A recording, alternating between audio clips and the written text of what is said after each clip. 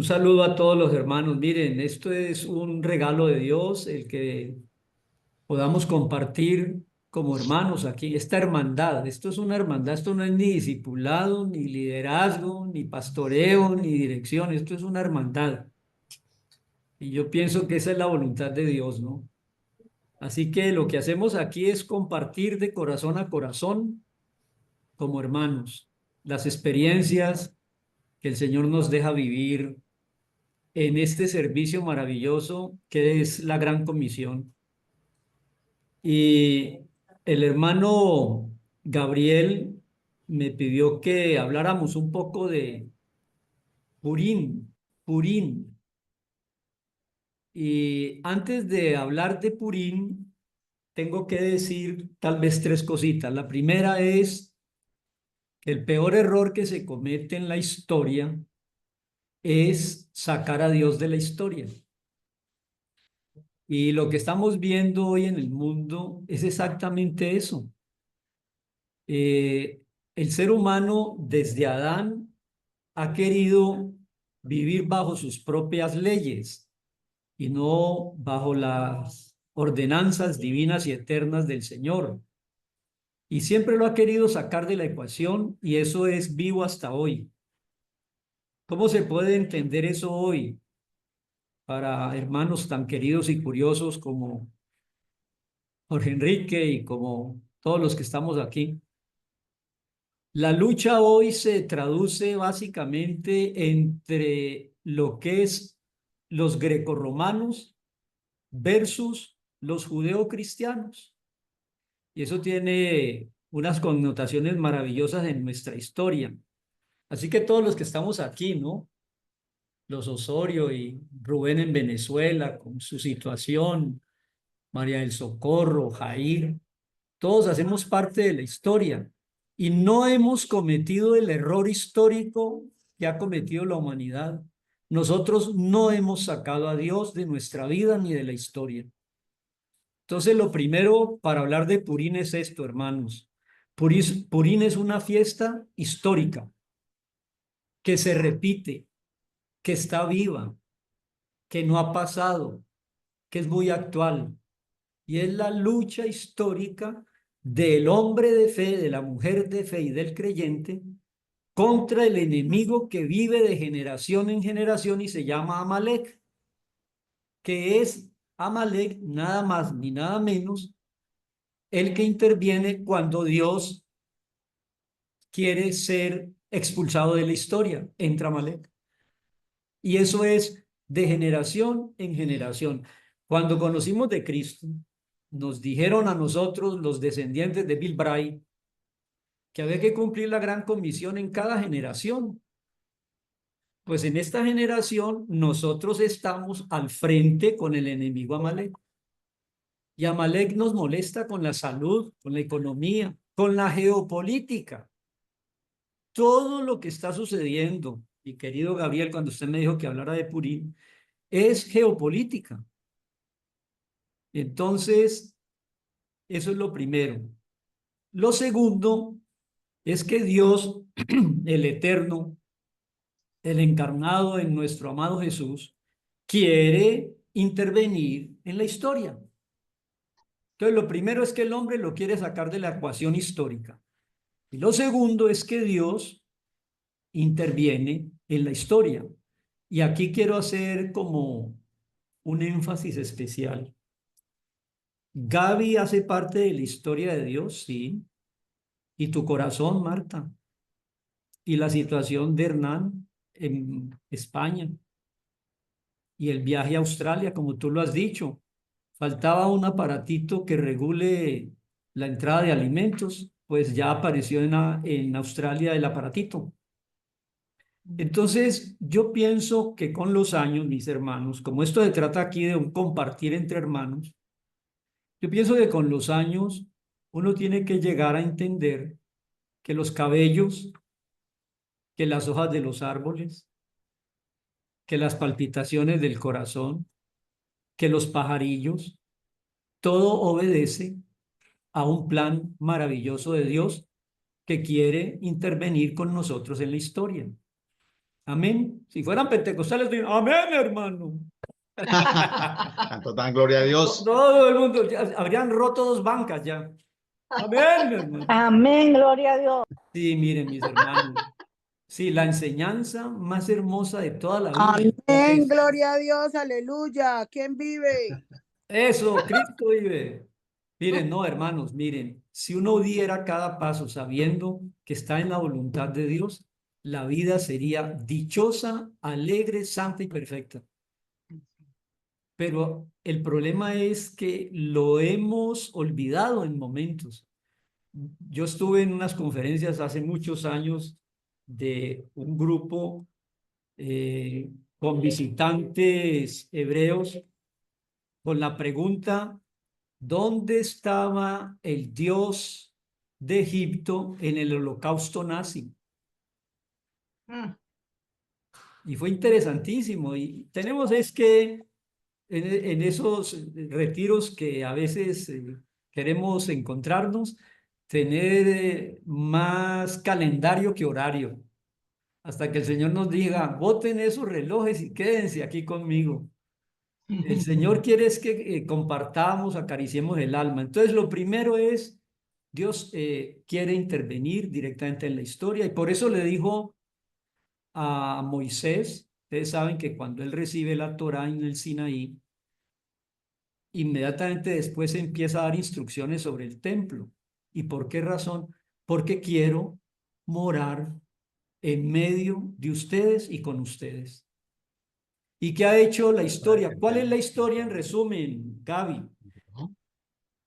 Los imperios destruyéndole los templos, que es la morada de Dios, hasta que vino él por el Espíritu Santo en Pentecostés, que equivale a Shavuot, que equivale a la entrega de la Torá. Y vamos descubriendo esto, hermanos del alma. Dios tiene en la historia unos calendarios maravillosos. ¿Por qué la destrucción de los templos fue en la misma fecha, 9 de Ab, con 400 años de diferencia? Porque Dios tiene fechas, días y momentos. Amén. Rompan otra banca, hombre. Amén. Sí. Amén, amén. Dios es el Dios del Cronos y es el Dios del Kairos. Es más, el Kairos se refleja en el Cronos. Créanme, mi hermano, cuando hicieron un tabernáculo aquí abajo, Moisés no entendía el diseño. Entonces Dios le dijo, venga, mijo, le voy a mostrar cómo es el candelero, porque allá lo tengo. Aquí hay un reflejo de lo que hay arriba. Es más, miren, mis hermanos, esto es maravilloso. Estos son tips de fe y de certezas. ¿Por qué se lee el hebreo de izquierda a derecha y no de derecha a izquierda? Porque está reflejado lo de arriba aquí abajo. Créame, cuando usted está orando, está moviendo el cielo, hermano. Lo que pasa aquí pasa allá. Lo que ates aquí se ata allá. Lo que desatemos aquí se desata allá. Entonces, toda esta introducción es para entender a Esther hoy, para entenderla. Y no solamente para entenderla, sino, Señor, abre nuestras bandas. Danos, Señor, revelación por tu espíritu para entender que los cabellos y las hojas de los árboles y todo se mueve por tu santa y soberana voluntad, porque tú eres bueno. Entonces, mis hermanos, el primer error es que se quiere sacar a Dios de la historia. El segundo error es que no estamos convencidos de que Dios quiere un lugar en nuestras vidas y en la historia. Y nosotros somos su pueblo en la historia. Nosotros. Así con corazoncitos que no quieren palpitar al ritmo normal, con ese corazón, así. Y con la delgadez de tu cuerpo, José, y tus problemas gástricos, así, así, igual.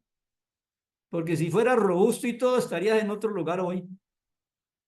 ¿Seguro?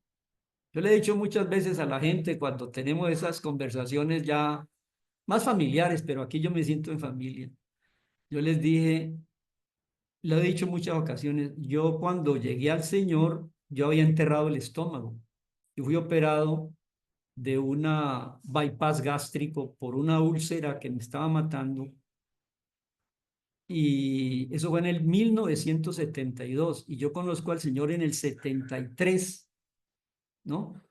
Entonces yo le he dicho a la gente, yo he tenido que lidiar con un problema gástrico por 50 y pico de años ya, pero prefiero haber enterrado el estómago y ser flaco que barrigón en el infierno. Sí, tal vez si yo no tengo ese antes, no tuviera este después glorioso de 50 años conociéndote, Jesús, porque eso me cuestionó la vida. Y ahí fue que descubrí yo al atrevido que entró a la Universidad del Valle con una Biblia bajo el brazo y me habló de Jesús, Limni Pineda. Entonces, mis hermanos, no cometamos el error de la historia, que es sacar a Dios de la historia. Y permitamos que Dios more en nuestro corazón por el Espíritu, que somos el tabernáculo. Su tabernáculo los acompañó en el desierto. ¿Cómo será que Moisés le dijo, si tú no vas conmigo, no me saques de aquí? Entonces, con esas dos cosas en mente, lo tercero para hablar un poquito de Purim es lo siguiente. ¿Por qué el primer día Dios dijo sea la luz y el cuarto día hace el sol y la luna? A veces la gente le hace las preguntas capciosas a uno, ¿no? ¿Cómo así que la luz al primer día y apenas al cuarto el sol? Pues en Génesis 1:14, el cuarto día de la creación, Dios dice la Biblia, es muy fácil encontrar Génesis 1:14 porque ya uno sabe dónde está. Dijo luego Dios, haya lumbreras en la expansión de los cielos para separar el día de la noche y que sirvan. ¿Para qué sirven? De señales. ¿Para qué? Para las estaciones, los días y los años. Bueno, hoy es 11 de marzo. Es una fecha que Dios conoce. Y hay aquí una diosidencia muy bonita para hablar de Purim. Y es que como febrero tuvo 28 días este año, nosotros estamos desfasados casi siempre con los calendarios hebreos, pero con los 28 días de febrero se cuadró y cuando empezamos el 1 de marzo, empezó el 1 de Adar. Estamos en el mes de Adar. Hoy es 11 de Adar y Purim, mi querido Gabriel, es el 14 de Adar. ¿Y eso qué tiene que ver? Pues mire, en Adar se salvó del decreto de Naamán el pueblo hebreo como solución final que quiso repetir después Hitler y no lo logró. Porque Dios tiene fechas y las fechas de Purim han sido significativas siempre. Yo por ahí tengo una lista, estoy hablando un poco como tratando de ambientar el tema de Purim. Miren, en Adar nació y murió Moisés. Es una noticia maravillosa en ese calendario. José Stalin, un enemigazo de la humanidad, que también expulsó al pueblo de Israel cuando triunfó sobre la Rusia de los zares, murió un día de Purim. Saddam Hussein, con el Golfo, la guerra del Golfo, esa guerra se solucionó un día de Purim. Y hermanos, escúchenme, el Purim es la lucha de Dios en la historia contra Amalek, que será una lucha de generación en generación. Y ese Amalek está vivo. Ese Amalek después fue Agar, después fue Esaú, luego fue Amán, el que quiso destruir en Persia a los hebreos, y Herodes es de esa línea, y Hitler es de esa línea. Eso está vivo, mis hermanos. Y el Dios nuestro es el Dios de la historia. Por eso puso el sol y la luna, las estaciones, los días y los años. Este es el día que hizo el Señor. 11 de marzo nos reúne en esta reunión virtual y este es el día que Él hizo. Me gozaré y me alegraré en Él porque Él es el dueño del tiempo y de la eternidad. Él está presentísimo en la historia. Ahora sí le damos el paso a Esther. Ahora sí. Con eso en mente y con eso dicho, ¿qué es Esther? Esther es historia. ¿Sabe que la traducción de Esther es Dios está oculto en la historia? Esther es oculto. Historia termina, si usted pone historia con Y, es Histor ya. Histor es oculto y ya es Dios. Dios está oculto en la historia. Por eso el libro de Esther no lo iban a aceptar en el canon porque no nombra a Dios. ¿Por qué no nombra a Dios el libro de Esther? Porque Dios está oculto en la historia.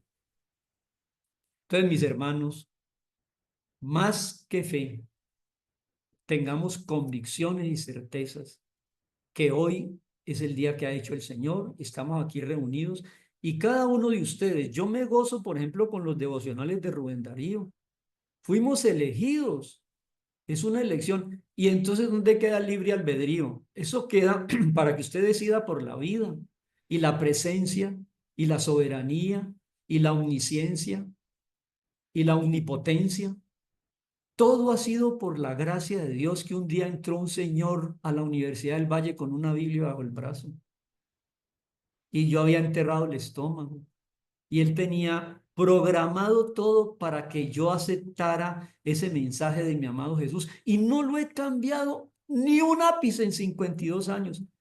Que llegaron la doctrina de los apóstoles y los visionarios y la cartografía demoníaca y el pacto y la prosperidad y que las lenguas y que la tumbada y que el éxtasis y que nada, hermano, es solo Jesús que parte la historia. Por alguna razón, Él interviene en la historia y la parte. Entonces, mis hermanos, vamos al libro de Esther haciendo un bosquejo de la historia. Hay un bosquejo maravilloso de la historia que termina en Esther, mi querido Gaby. Dios está oculto en la situación que te pasó hoy, en el juzgado que tienes que enfrentar hoy o la corte. Vaya en el nombre del Señor, el Dios de la historia, de las circunstancias y de los momentos. No podemos poner un cabello de otro color, ni añadirle un centímetro a la estatura, ni un día más a la vida. Hermanos, qué bueno descansar sabiendo que hacemos parte de la eternidad histórica. ¿Ah? Nos llamó para el 73, 74, 75, para el 2025, para la geopolítica de hoy, para Rusia y Ucrania, para Gaza e Israel, para los gobiernos que se están teniendo. ¡Qué maravilla! Entender que somos parte del plan de Dios. Él nos ha invitado a ser parte de su obra. Elegidos. Bueno, ¿cuál es el resumen de la historia? Miren, lo primero que Dios hace es fundar la historia, porque Él es eterno y Él tenía que entrar al tiempo. Entonces dice, la primera frase de la Biblia dice, en el principio Dios creó los cielos y la tierra. Ahí está la historia, ya. Toda la historia es Génesis 1:1. En el principio empezó el tiempo, un principio. Creó Dios los cielos, el espacio y la tierra, la materia. Tiempo, espacio y materia. Ahí está. Esa es la historia. Esa es la historia. Miles de años después, la filosofía define la realidad como persona, tiempo y espacio. O sea, la realidad es la historia. Si usted no está ocupando un espacio, ya salió de la historia o será un ángel. Si usted está con un reloj en la muñeca y dependiendo del tiempo, como lo dependo yo ahorita para terminar, hombre, esto es la realidad. La persona que es materia y el tiempo y el espacio, esa es la realidad. Modo, tiempo y lugar, dice la gramática. Entonces, mis hermanos, aterricémonos a esta gran realidad que Dios hizo para nosotros desde Génesis 1:1. Entonces, Génesis, Éxodo nos libera de las opresiones porque Él quiere un pueblo libre. Porque miren ustedes, el primer mandamiento es maravilloso. Dice, yo soy el Dios eterno que te sacó de Egipto de casa de servidumbre. O sea, te dice las tres cosas más bellas. Yo soy Dios y no hay otro. Que intervengo en la historia, te saco de Egipto. Ah, el faraón es muy bravo. Yo sé para dónde voy. Y de casa de servidumbre te hago libre. Somos libres, hermano. Dañan otra banca ahora. Han dañado tres ya. Sí, somos totalmente libres, libres de la tiranía del dólar, de la tiranía de las ideologías, de las izquierdas y de las derechas, del woke. Somos totalmente libres, mis hermanos. Qué privilegio. Dios miró desde el cielo, Jesús habló desde Belén y el Espíritu Santo nos encontró. ¿Para qué? Para estar en esta historia. Pero hay unos mejores que nosotros, pues hay muchos, mucho mejores, pero lo débil, lo que no es, lo que no tiene estómago, eso, los que se forman en paciencia lidiando con la niña Gaby, con toda la esperanza cuando traga y no traga. Eso es lo que nos forma, hermanos. De verdad, no somos productos acabados. Dios tiene un plan con cada uno de nosotros. Ese día que yo conocí de Cristo recibí como 4 grandes noticias. Primero, que Dios me ama. Segundo, que Cristo quiere entrar. Tercero, que Él regresa. Y cuarto, que usa a los inútiles. ¿No le parece? Maravilla. El que no es. Bueno, esa historia termina en el Deuteronomio. ¿Y qué es Deuteronomio? Repite la historia. Moisés se va a morir, queda 37 años de 37 días de vida y en esos últimos 37 días los reúne y les dice, Deutero, les repito, el nomio, el discurso, ustedes dejen de ser tercos.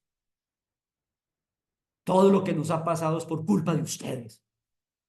Dios nos ama. ¿Cómo será que Deuteronomio es el libro más importante para los hebreos? Ese es el libro porque ya no es lo que Dios le dijo a él para que le dijera a Aarón para que Aarón ejecutara, no, es lo que ya nace de la experiencia de Moisés. Léase Deuteronomio y subraye la palabra yo. Ya no es el Señor les manda a decir, no, yo ya lo he vivido. ¿Cómo será que en Deuteronomio Moisés no es tartamudo? Habló de corrido, porque ya era su experiencia personal. Y un día nosotros aquí en esta hermandad tenemos que hablar de corrido. Ya no dudando, vendrá el Señor, habrá rapto. No se deje raptar el rapto, no se lo deje. Hay ladrones del rapto, teólogos. Y yo tengo, ¿cuántos raptos quieren? Por lo menos tengo 20 en el Antiguo Testamento. Raptos. Ah, mi hermano, tanto se me ocurre, pero el horario. Entonces, a Moisés le prohíben entrar, entonces viene Josué. Entonces Josué es la conquista, eso es historia. Conquistó todos esos reyes de Canaán, dividió la tierra, la repartió. Bueno, pero la gente sigue de rebelde, métale jueces a eso. Entonces, después de la conquista, métale jueces. 400 años de jueces. Cuando había juez funcionaba y se moría el juez y se formaba la guachafita. Entonces, ¿saben que la palabra juez en hebreo es Elohim? Eso tiene toda una connotación maravillosa. Usted es Elohim. Decida agradar a Dios. Eso es el libre albedrío, decidir por Dios a cada instante. Somos Elohim. Satanás no engañó a Eva, le dijo, si comes y desobedeces, serás como Elohim. Pero le dijo, serás juez, conociendo el bien y el mal. Nosotros conocemos el bien y el mal. Tenemos que tener discernimiento y sentido común y decidir lo que le agrada a Dios. Lo que pasa es que la gente decide por la moda o la ideología dominante. Bueno, llegan los jueces y después de jueces hemos dicho que aparece, con todo respeto a las damas del grupo, aparecen las mujeres donde nadie las espera. Aparece Ruth en medio de jueces y de Josué y de Pentateuco apareció Ruth. ¿Saben por qué? Porque Dios necesita en el futuro un descendiente de Ruth que es David, porque el Mesías es descendiente de David para que lo estamos esperando que venga esta noche. Entonces él es el dueño de la historia. Entonces él necesitaba a Ruth, una moabita, nada que ver con el pueblo escogido, ¿sí? Para que de allí fuera el abuelito de David. Entonces sigamos. De Ruth viene Samuel, primero y segundo de Samuel. Samuel es sacerdote, pero resulta que Samuel también es juez, Elohim, y resulta que él unge reyes. Él ungió a Saúl y ungió a David. Y miren, hermanos, David fue ungido y Dios se lo puso en la cueva de Engabi y no lo hizo nada. Le cortó un pedacito del manto. ¿Sabe por qué? Porque el gran secreto del Mesías, que es hijo de David, y de David, el rey que ya era ungido, era espérate. Dios tiene tiempos. No lo mates. Te lo pongo en la cueva. A ver si tú soportas mis procesos. Miren, mis hermanos, ¿saben que yo hasta que quisiera terminar? Estamos en los procesos de la historia del Dios amoroso que sabe para dónde va todo esto. Amén. Revienten otra banca, por favor. Sí, Dios es el Dios de los procesos. La Biblia es la narración de Dios que ni una jota ni una tilde va a dejar de cumplir. Esta es la realidad. Personas en un tiempo y en un espacio con una tarea divina. Les doy gracias a Dios por cada una de nuestras vidas. Y bueno, sigue Samuel 1, Samuel 2, luego Reyes 1 y Reyes 2, luego Crónicas 1 y Crónicas 2, Esdras, Nehemías y la historia termina en Esther. Ahí termina la historia, la cronología termina en Esther. Entonces ahora sí hablemos de Purim. Pues bien, como la historia la escribe Dios, un día hizo una fiesta Asuero, que yo no sé si es Artajerjes o si tiene otro nombre, no me acuerdo ahora. Bueno, hace una fiesta Asuero, que es el dueño del mundo. En el verso 1 de Esther dice, mire lo que dice, aconteció en los días de Asuero, el Asuero que reinó desde la India hasta Etiopía sobre 127 provincias. Era el soberano de 127 provincias. En Persia, en Susa, su capital, pero pongámoslo en geopolítica moderna. ¿Quién es Persia hoy? Irán. Irán. ¿Y quién fue Ciro de Persia? Fue el que les permitió construir el segundo templo. Dios usa sus borrachitos. Ungido lo llamó. Y mire que como termina Crónicas, empata Esther. Y como termina el profeta mesiánico Isaías en el capítulo 45, así empieza Esdras, Nehemías y Esther. Esto es una narración maravillosamente histórica, la Biblia, hermanos. Y estamos en el mes, aquí hay una coincidencia providencial, que estamos, raras veces se presenta ese fenómeno, que el calendario hebreo lunar y el calendario gregoriano solar coincidan. Coincidió a partir del 1 de marzo. Yo le tengo una expectativa maravillosa a lo que va a pasar el 14, que es día de Purim. Es más, una tareita. ¿Saben cuál es la tarea que ponen los sabios hebreos para Purim? Ellos hacen el ayuno de Esther, ¿no? Porque Esther ayunó porque le tocaba enfrentar, sin ser llamada, al rey su esposo. Pero quien se presente sin ser llamado muere, como murió Basti en el capítulo 1 de Esther. La mandó llamar y no vino, entonces la mató. Y buscaron el reemplazo de la mujer de Asuero, y la suerte, el primer reinado universal de la belleza lo hizo Asuero, ¿no? Y la reina elegida fue Esther. ¿No está viendo usted y yo a Dios detrás de los acontecimientos de la historia, hermano? ¿Y quién era el vicepresidente de Asuero? Amán. ¿Y quién era Amán? Amalek. ¿Y quién es Amán y Amalek? El enemigo que quiere sacar a Dios de la historia, que es su pueblo en ese tiempo. Y eso ya acabó. No, cada generación tiene su Amalek. Hermanos, yo quisiera como saludarnos de hoy en adelante. ¿Cómo te va, Gabriel, querido hermano cósmico? Porque somos presentes en el cosmos como la historia divina. Mi hermano, mi amigo y querido compatriota cósmico. Somos la historia de Dios hoy. Amén. Somos parte de la historia. Nos escogió sin méritos nuestros para hacer luz y para hacer sal en la historia.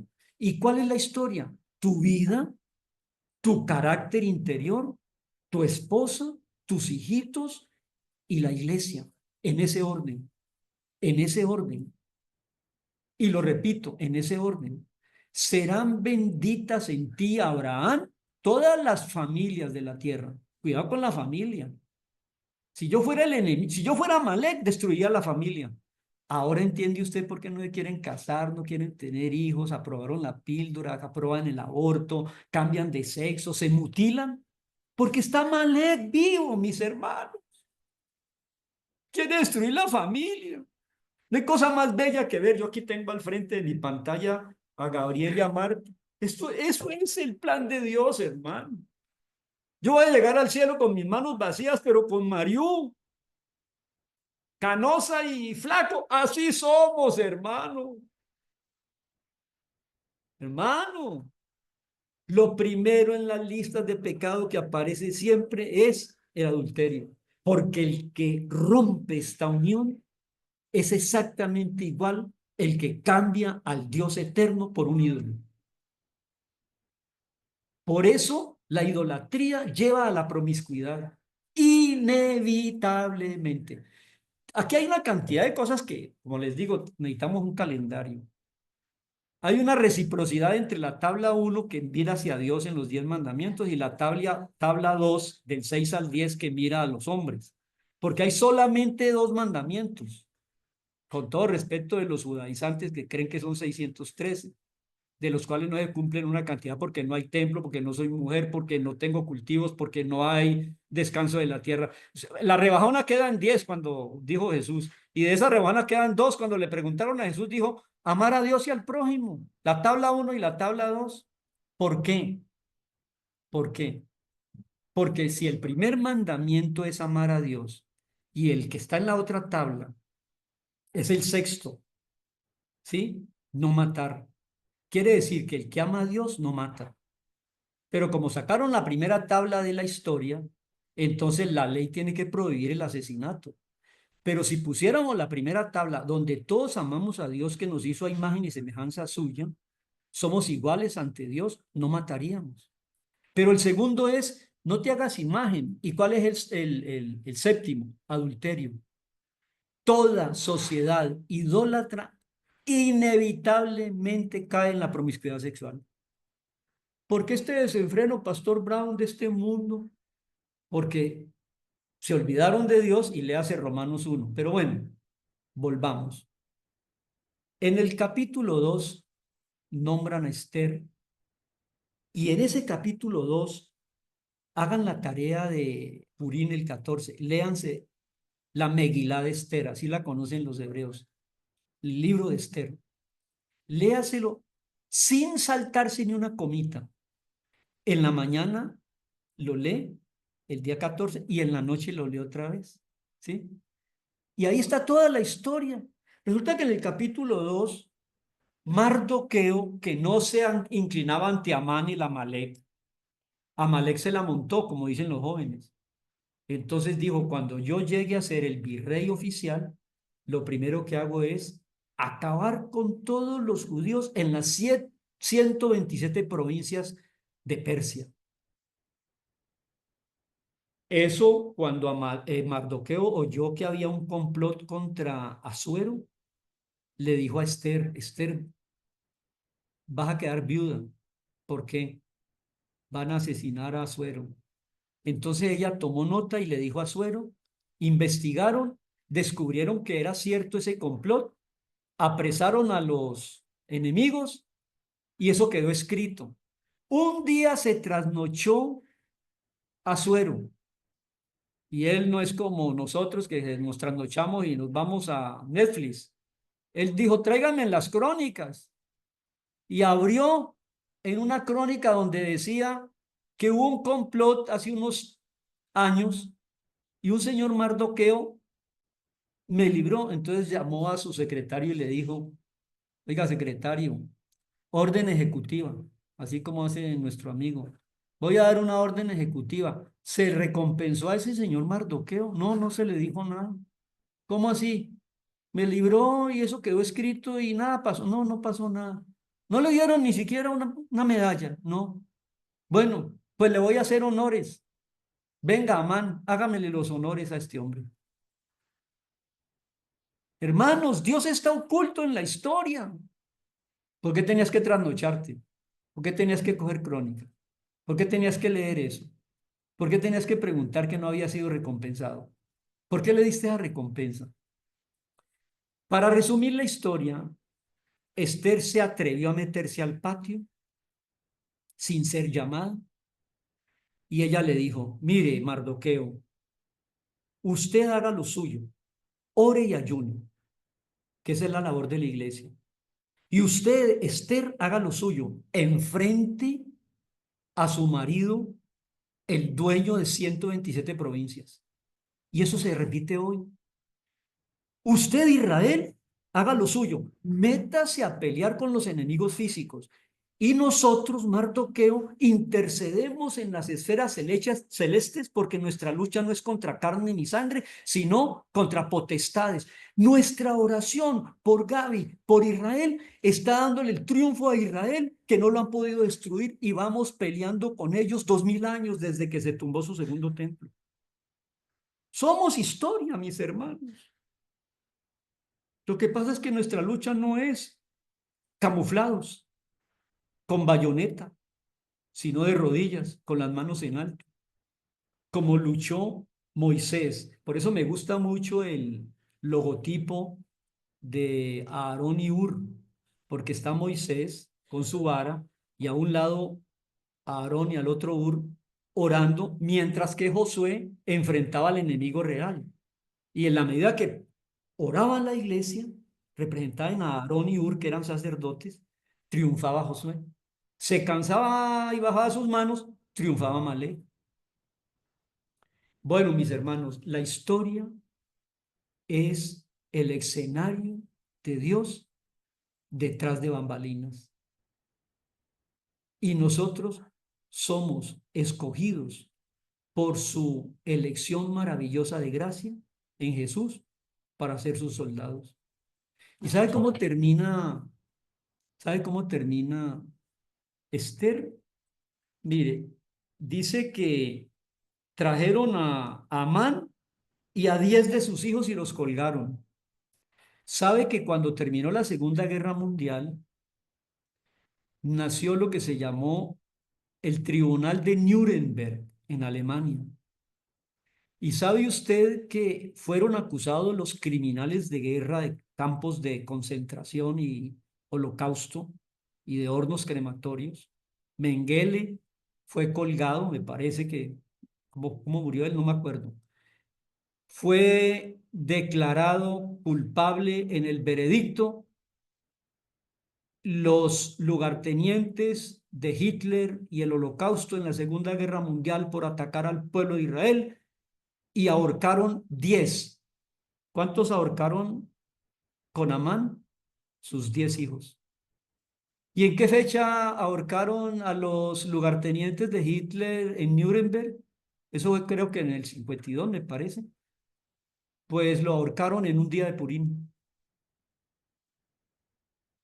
El mismo día de Purim que murió Stalin, que nació Moisés, que murió Moisés, porque Dios es el Dios que puso el sol y la luna para, léalo en Génesis 1:14, para tener exactamente días, años y momentos perfectos en la historia.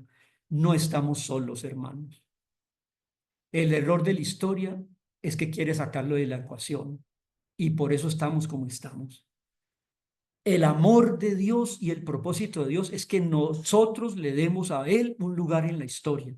Y a eso vino el Espíritu Santo, a ser el consolador, el paracleto, el que está con nosotros, el que nos ha puesto como familias y nos forma como soldados.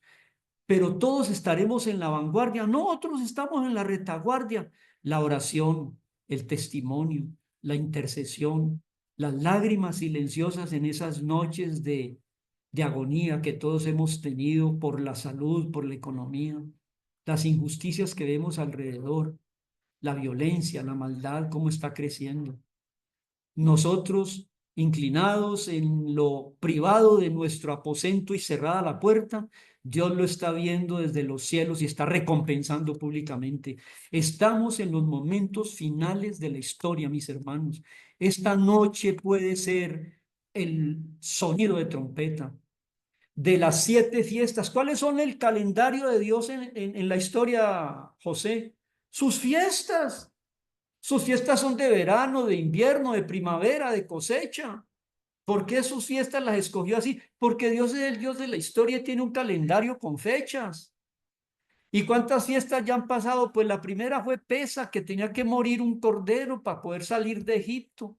Y la segunda, coman sin levadura, saquen esa levadura de sus corazones, farisaica. Y la tercera, la resurrección, primicias. Y la cuarta, el Espíritu Santo o la palabra, ya cumplidas. ¿Y cuál es la quinta? La quinta es la trompeta, Yom Teruá, ya la vamos a oír. Y la sexta, los que se quedan aquí tienen que tener un Yom Kippur. A nosotros nos perdonó Jesús, a los judíos por tercos van a tener que pasar por el Yom Kippur. Y cuando todos digan, bendito el que viene en el nombre del Señor, apareceremos nosotros en Sukkot como Jesús y la iglesia a establecer el reino aquí. Hermano, esto es historia. Entonces yo ya no tengo fe en la palabra, sino que la tengo convencida, mi fe, y enraizada en la historia, porque Dios es el Dios de la historia. Entonces, termina la historia en Esther, sí. Esther es, Dios está oculto en la historia. Por eso no se nombra a Dios en Esther. ¿Y qué sigue de Esther? Sabios. Y aquí termino, ahora sí. Sabios. Siguen 5 libros sapienciales. Job, Salmos, Proverbios, Eclesiastés y Cantar. ¿Y qué quiere decir si ya la historia termina en Esther? Pues hombre, mire, nos dejaron 5 recomendaciones. Una, escuchen a Job, hermanos, yo lo he escuchado. Que en el mundo tendremos aflicción, pero tranquilos. Ve, vino Satanás y dijo que estabas muy bien y que por eso le amabas. Bueno, quítale lo que tiene. No, sigue dándote gracias, entonces déjame yo, no me lo mates, porque la vida es mía. La vida tuya, mi querido Mireya González y Óscar y Sicano, la vida tuya y mía está en las manos del Señor. Las circunstancias, miremos a Job. Job, en resumen, es: esperemos confiadamente en el que sabe. Léase los 3 últimos capítulos de Job, creo que 37, 38 y 39. Yo nunca había visto tantas preguntas difíciles que jamás va a contestar ser humano ni con inteligencia artificial. Entonces, si él lo sabe todo, ¿yo qué tengo que reclamarle, hombre? Y de Job, ¿qué sigue? Salmos. Te voy a dejar para que ores, iglesia. ¿Y sabe por qué los salmos la mayoría son de David? Porque David es un personaje tan bello, tan bello, tan bello, que Jesús es descendiente de él. ¿Sabe por qué? Porque es un rey que cae y se arrepiente. No busca culpables. Cuando pecó, David siempre se arrepintió. El problema no está en caer, el problema está en no arrepentirse. Entonces, vas a sufrir como Job, pero confiado. Ora como David. Tercero, vive como proverbial. Tu libre albedrío, aquí quiero después escuchar a mi hermano apologista Rubén Darío. El libro de Proverbios es un ejercicio para el libre albedrío. Está escrito esto o aquello, esto o aquello, esto, 31 capítulos así, para que usted escoja esto y no aquello. Quiere ser un ser perfectamente proverbial, una dama proverbial o un caballero proverbial, la Proverbios. Y siempre nos pone la disyuntiva, el dilema, o esto o aquello, para que aprendamos prudencia. Entonces, en el mundo hay aflicción, gracias, Job. Orar y arrepentirte como David en los Salmos. Gracias, David. Y como Proverbios, viviendo, usando discernimiento para decidir por la vida en Proverbios. ¿Y qué sigue? Eclesiastés es el mensaje existencial más bello de la Biblia. Riqueza la tuve toda, mujeres las tuve todas las mías eran reinas, 17, ¿cómo es? 700 reinas y 300 concubinas. Vino, lo tuve todo, oro, la plata no valía nada en mi reinado. Y sin embargo, el propósito de la vida del hombre es, conoce a Dios y guarda sus mandamientos, ese es el todo del hombre, o si no, vas a tener que dar cuenta, ¿ya? Eso es Eclesiastés. Y termino con el libro más profundo de la Biblia, el Cantar de los Cantares, que no lo entienden los estudiosos jajanes, pero lo entendemos los niños sencillos cristianos. ¿Qué es Cantar de los Cantares? 5 canciones del amado con su amada, de Jesús encontrándose con su iglesia amada. El Cantar de los Cantares es el inicio de la eternidad. El Señor nos ama tal como somos, nos ha puesto en estas circunstancias de la vida y viene por nosotros en el canto de éxtasis maravilloso del Cantar de los Cantares. Ni las aguas de los ríos podrán pagar el amor. Ponme como un sello en tu corazón. El fuego no podrá apagar el amor que el Señor tiene por su iglesia. Por eso se despojó de todo y vino a pagar un precio, el de su propia vida, para que todo aquel que ha confiado en él tenga la oportunidad de ser el amado del Señor. Hermanos, que viva Purín y que ahora el 14 leamos esa historia que nos da la seguridad de saber que no estamos solos, porque el Señor nuestro es el Señor de la historia. Padre, te doy gracias en este momento. Tantas cosas, Señor. Tú unges a un Ciro y ungir es Mesías. Y es el único que no es de tu pueblo y fue ungido. Solo con una tarea, proteger a tu pueblo amado. Y a nosotros, Señor, hemos sido ungidos por tu Espíritu desde Pentecostés. Nada podrá prosperar de aquel que piensa hacerle daño a un ungido tuyo, Señor. Somos la niña de tus ojos. Somos la novia del Cordero. Somos el pueblo de Dios. Somos el templo del Espíritu. Somos el cuerpo de Cristo. Danos esta seguridad, Señor, de saber que tenemos una vida y un papel en este momento, hoy, en la historia. En el nombre de Jesús te doy gracias. Amén.